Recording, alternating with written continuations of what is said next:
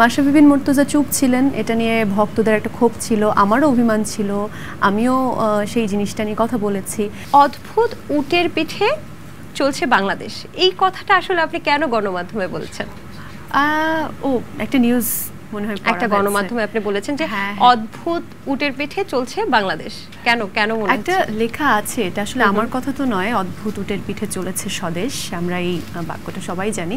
সেটা আসলে একটা ইন্টারভিউর জন্য আমার সাথে কথা হচ্ছিল সাংবাদিক ইমরুল নূরের, ওর সাথে ক্যাজুয়ালি যখন আলাপ করছিলাম, প্রসঙ্গটা ছিল বাংলাদেশের টেস্ট সিরিজ, পাকিস্তানে সাকিব ভালো পারফর্ম করছে এবং একই সাথে সে যখন মাঠে পারফর্ম করছে দুর্দান্ত, সেই সময়টা আমাদের এখানে আলোচনা হচ্ছিল যে তার মার্ডার কেসের ব্যাপারে, সবাই জানে সেটা শিরোনাম হচ্ছিল। তো ওই ব্যাপারটা নিয়েই বলছিলাম যে এমন এমন অদ্ভুত কিছু হচ্ছে চারদিকে, আসলে দেখে অনেক সময় মনে হচ্ছে যে থাকে না যে অদ্ভুত উটের পিঠে চলেছে স্বদেশ, একটা লাইন পড়েছিলাম ছোটবেলায়, ওটা মনে পড়ে যাচ্ছে, বাট আশা করি সব ঠিক হয়ে যাবে, এরকম ছিল কথাটা, পরে লেখায় উঠে এসেছে আর কি। এই যে একটা হত্যা মামলা হয়েছে সাকিব আল হাসানের উপরে, এই বিষয়টায় আপনার মতামতটা কি? আসলে এটা কি ঠিক বা যথাযুক্ত?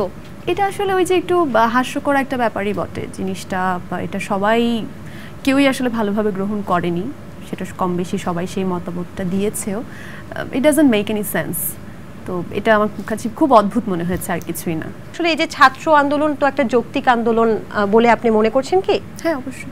সেই আন্দোলনে যখন আসলে মাশরাফি বিন মুর্তজা একটু নিশ্চুপ ছিল, তখন কিন্তু বিক্ষুব্ধ জনতা যখন এই যে 5 আগস্টের পরে বা 36 জুলাইয়ের পরে তার বাড়িতে ভাঙচুর করে, এই বিষয়টাকে আপনি কিভাবে দেখছেন? আমি সেটাও ভালোভাবে দেখছি না অবশ্যই।